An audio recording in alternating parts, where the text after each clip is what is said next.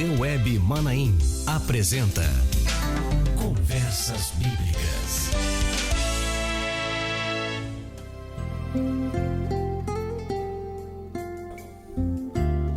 Irmãos, a paz do Senhor. Estamos começando mais uma edição do programa Conversas Bíblicas, esse encontro que temos todas as quintas-feiras pelo sistema multimídia, multiplataforma da Rádio Manaim, pelos diversos meios que você pode ouvir ou assistir ao programa Conversas Bíblicas. E eu convido você que nos assiste pelo Facebook a participar, colocando seus comentários, curtindo, falando sobre a experiência que você vive com o programa Conversas Bíblicas, o aprendizado que tem tido.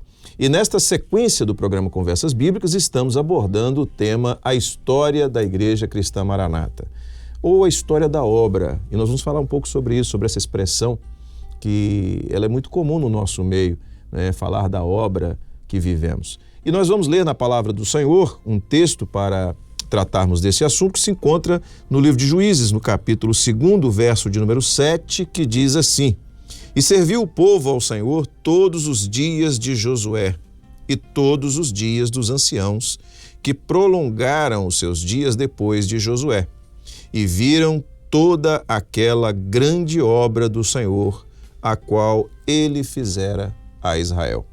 Pastor Amadeu, que é o nosso convidado hoje para tratar desse assunto, seja bem-vindo.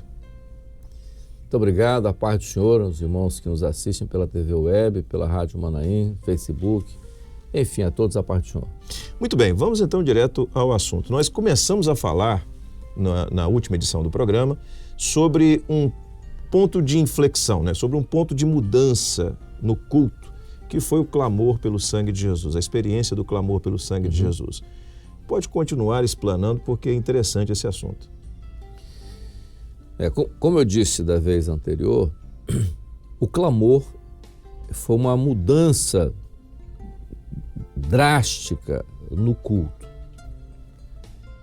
A ponto de, a partir dali, o que mais chamava a atenção, porque, veja, Josias, os crentes tradicionais, eles tinham um certo receio dos movimentos pentecostais por causa daquele movimento todo, por causa daquela gritaria, aquilo tudo, aquilo espantava. Alguns crentes começaram a ir ao culto e começaram a ver uma diferença no culto, ou seja, não era aquilo que se propagava acerca de um culto pentecostal. E o Espírito Santo operava. Então, esse início do culto com o clamor dissipou tudo, ou seja, acabaram aquelas situações, aquelas pessoas daquele jeito, e nós começamos a entender que aquilo era uma opressão. Mas nós não entendíamos doutrinariamente, biblicamente, o porquê do clamor. Estava na Bíblia. O Espírito Santo revelou que nós tínhamos que clamar pelo sangue de Jesus, nós começamos a fazer até por obediência à revelação, porque os dons espirituais eram uma coisa, como sempre foram, uma coisa muito forte, com as experiências que vinham. Começamos a fazer e funcionou. Mas nós não tínhamos uma base doutrinária que definisse bem isso. O pastor Jones começou a dar aula nos seminários nossos sobre clamor pelo sangue, mas não tinha uma base. Muitos pastores foram embora achando que aquilo ali era místico, que era supersticioso, clamar por sangue. Um pastor falou que não gostava de falar de sangue, ele não tinha uma certa coisa com sangue e tal. Não se entendia isso. Se nós tivéssemos lá atrás examinado um pouquinho melhor o Velho Testamento sobre o sacerdote, a ordenação do sacerdote, nós tínhamos visto muita coisa sobre a doutrina do sangue lá no Velho Testamento, fio de escarlate, aquela coisa toda. Se nós tivéssemos olhado um pouquinho mais o livro de Apocalipse, nós tínhamos que entender com clareza aquilo que está no livro de Apocalipse. Muito bem. O clamor, muita gente foi embora, então, mas um grupo continuou e tal. Até que um dia nós estávamos naquele processo de crescimento, já tinha surgido a segunda igreja, que era a Taíde, e surgiu um grupo em Campo Grande, Ferriaço, e foi construído um templo. O primeiro templo, eu acho que o templo mais parecido com o templo primeiro, que foi lá em Vila Velha 1. grande ali, onde é hoje Campo Grande 1. Na consagração do templo de Campo Grande 1, o senhor deu uma revelação que Gedeuti entregasse 5 mensagens diferentes durante a consagração, que seria de uma semana. Muito bem, Gedeuti foi, naquela época não tinha ainda o culto da sexta-feira nos lares, era direto, todo dia tinha culto. Então Gedeuti foi, a partir de, não sei se foi segunda ou terça, a consagração da igreja, que eram 5 mensagens. No primeiro dia, o louvor, Gedeuti foi à frente, abriu a Bíblia. Quando ele abriu a Bíblia, começou a ver no meio da igreja alguém falando em línguas. O irmão começou a ser edificado em línguas estranhas. E um irmão se levantou numa interpretação de línguas e disse: meu servo, se dirigindo a Gedeuti, meu servo, fecha a Bíblia. Gedeuti fechou. Agora você vai clamar pelo sangue do meu filho. Aquilo que nós já sabíamos. Já tínhamos aprendido a clamar pelo sangue. Já estava sendo usado, já era uma experiência vivida há meses. Tá?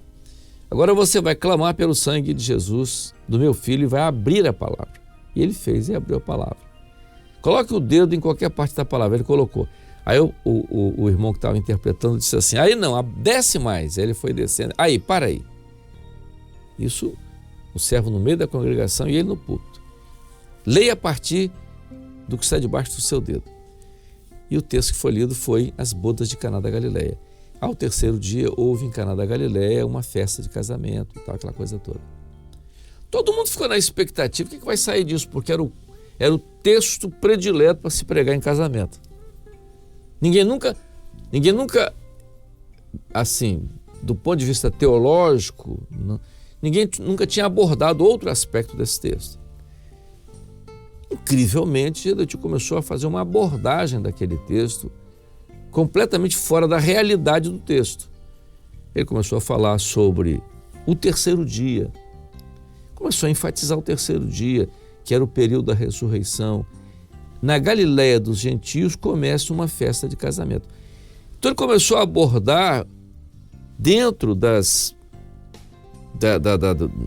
bodas ali de Caná da Galileia o início da igreja. E falou sobre... E todo mundo ficou impressionado, porque era uma coisa incrível, mas que ninguém nunca tinha aberto para ver. No segundo dia, Gedeuti foi pregar. Quando ele abriu a Bíblia, o mesmo profeta levantou e disse: meu servo, leia o mesmo texto. Gedeuti continua lendo o mesmo texto. E Gedeuti entregou uma segunda mensagem, diferente da do dia anterior. Já abordou as talhas, entendeu? As talhas de água, transformando. Foi. Assim, o terceiro, o senhor disse que... Então ele leu o mesmo texto 5 vezes e abordou 5 mensagens diferentes. Pra você ter ideia, nessas 5 mensagens, Gedeuti abordou a história da igreja. Ele conseguiu casar as bodas de Caná com as 7 cartas do livro de Apocalipse. Um negócio incrível. Entendeu? Colocou tudo, falou sobre os movimentos de avivamento, falou sobre... E o final, que era, né, a vinda do noivo e tal, o arrebatamento da igreja. Aquilo foi uma coisa surpreendente. E a partir dali o senhor deu uma revelação, dizendo assim: a partir de agora eu vou dar minha obra uma experiência com a palavra revelada. Bom, a palavra revelada. E o senhor deu uma revelação que era uma palavra além da letra. Nesses dias o senhor deu uma visão, uma irmã. Ela tinha vindo de uma igreja tradicional e ela não aceitava de jeito nenhum. E essa irmã teve uma experiência muito interessante. Quando se falava sobre palavra revelada, ela teve uma rejeição incrível e ela teve uma visão. Ela viu a Bíblia e ela viu que abria-se uma página da Bíblia. Quando se abriu uma página da Bíblia, depois dessa página se multiplicavam milhares de outras páginas, que não era mais em preto e branco, mas era escrito em ouro. Aí o senhor falou com ela: além da letra. Então nós começamos a ter a experiência da palavra revelada, completando aquilo que o senhor tinha, a experiência da irmã, além da letra. É uma palavra além da letra. Foi uma coisa nova. A partir dali, o Senhor começou a mostrar uma coisa muito interessante. Nós começamos a ter experiência com, por exemplo, o Velho Testamento. Jesus no Velho Testamento foi muito incrível, foi muito... né? Eu me lembro, na primeira mensagem que Jesus te entregou sobre o enigma de Sansão, todo mundo, o que vai sair daí, enigma de Sansão? Né? Depois foi sobre Jacó e Esaú. O seu pai teve uma experiência com a mensagem de Jacó e Esaú. A experiência dele, de Josias, foi com a mensagem de Jacó e Esaú, ficou impressionado. Então, essas mensagens do Velho Testamento, que nunca as pessoas não tinham assim, muita facilidade de entrar, e começou a desenvolver. E para fechar isso, ainda lá na década de 70, ainda naquela coisa toda, veio Cantares, poxa, que foi uma coisa surpreendente com relação à palavra. Enfim, nós tínhamos nesse começo, as duas doutrinas básicas, que era o clamor e depois a palavra. Mas aí já começou a se movimentar em cima de todo mundo que vinha, já entrava nessa doutrina. Mas no final, aí, ainda nesse comecinho, eu vou te dizer isso mais ou menos, deve ser 73, 74, a igreja estava com 4 anos, 3 para 4 anos, começou uma grande batalha no nosso meio, e era uma batalha de oposição. Você vê que coisa incrível. Era uma oposição e todo o objetivo da oposição era em cima mais de Gedeuti, porque Gedeuti começou a ser usado com palavra, com uma palavra diferenciada, aquela coisa toda. E um grupo. E eu me lembro que um grupo que mais se opôs a isso tudo foi um grupo de Belo Horizonte que estava vindo. Tinha umas pessoas bem de vida, aquela coisa toda e tal. Aí começou a se opor a uma mensagem que nós começamos a pregar. Então tinha clamor pelo sangue, palavra, e nós começamos a pregar um assunto que surgiu por causa das dificuldades que nós começamos a ter dentro dos cultos, não com a falta de organização dos cultos, mas nós começamos a ter uma dificuldade nos cultos e na vida da igreja, de uma forma geral, foram os dons espirituais. Ora, mas como é que você vai ter dificuldade com o dom se o dom faz parte do movimento pentecostal? Nós tínhamos batismo com o Espírito Santo, dom espiritual. Então, como é que o dom espiritual vai ser um problema para a igreja? Mas nós começamos a ter problema com o dom espiritual. Eu estava no Manaim, e um pastor foi pregar, ele parou a mensagem no meio, começou a glorificar. Oh, aleluia, glória a Deus. Aí apontou para um irmão que estava no primeiro ou segundo banco, entregou uma visão com ele. Eu tive uma visão com você. E o irmão tinha uma costeleta que vinha aqui embaixo, unia com a barba, aquela coisa toda. O Senhor me deu uma visão e via você vestido assim, assim, assim. O Senhor me revelou que essa barba e esse bigode, isso é maligno, isso é uma coisa do diabo, falou assim mais ou menos assim. E o camarada se levantou e esse terno que você está usando? O baiano discutiu com o pastor, foi aquela coisa feia, esquisita e tal. Isso no Manaim, num encontro. E nós já estávamos tendo problema nas igrejas. Você levantava no meio da igreja, um levantou no meio da igreja e disse: pastor, eu tive uma visão. Aí o pastor: pode falar, meu irmão. Tem que falar, porque onde há o Espírito Santo tem que ter liberdade. Aí ele apontou para uma irmã e disse assim: o senhor me revelou que essa irmã está em pecado. Sentado do lado do marido, pecado. O marido olhou para ela e disse assim: com quem? Aí começou a ter essa dificuldade. Eu me lembro isso no Manaim, no café da manhã, depois de um culto de manhã, estava sentado eu, Jonas e tal, eu era muito jovem e tal, Jonas, Gedeuti, eles, os pastores mais antigos, me lembro que eu era ungido na época, eu acho, mas muito ligado a Jonas, né? Aí Gedeuti disse: Jonas, nós estamos com um problema. Mas não resolveu esse problema de dons, rapaz. É uma loucura que foi dita ali na frente. Aquele problema, tem um problema na igreja e tal, tudo bem. A gente olhou para mim e disse assim: ô Jonas, olha só, nós temos que ver como é que é isso, temos que voltar para a palavra, ver doutrina e tal. Aí ele virou para mim, eu era estudante de medicina. Amadeu, você pega esse livro de Coríntios aí que fala, a carta de Paulo aos Coríntios, que fala sobre corpo. Eu acho que nós temos, Jonas, que avaliar os dons espirituais dentro dessa doutrina de Paulo de corpo. Você está fazendo medicina, você vai fazer um trabalho, ler a carta de Coríntios, você vê, né? E você vai, 3 anos de convertido, você vai escrever alguma coisa sobre isso. Eu fiz alguma coisa e tal, e apresentei. E nós começamos então a mostrar que os dons espirituais tinham que funcionar na vida da igreja como corpo. Aí nós começamos a entender uma série de coisas, o dom não é isolado, então começamos a trabalhar em cima disso. Foi uma mudança de comportamento dentro da igreja. Os dons não podiam ser ditos mais publicamente. O senhor deu uma orientação que levantasse um grupo mais edificado, esse grupo com dons também, mas um grupo mais experiente.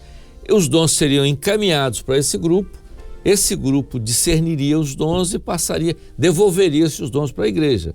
Foi o embrião do grupo de intercessão. Grupo de intercessão. Tá. Foi o embrião do grupo de intercessão.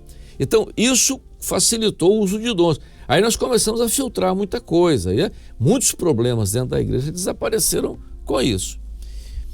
Aí veja bem, aí nós começamos a dar ênfase a 3 doutrinas. Aí vem o sangue, a palavra e corpo.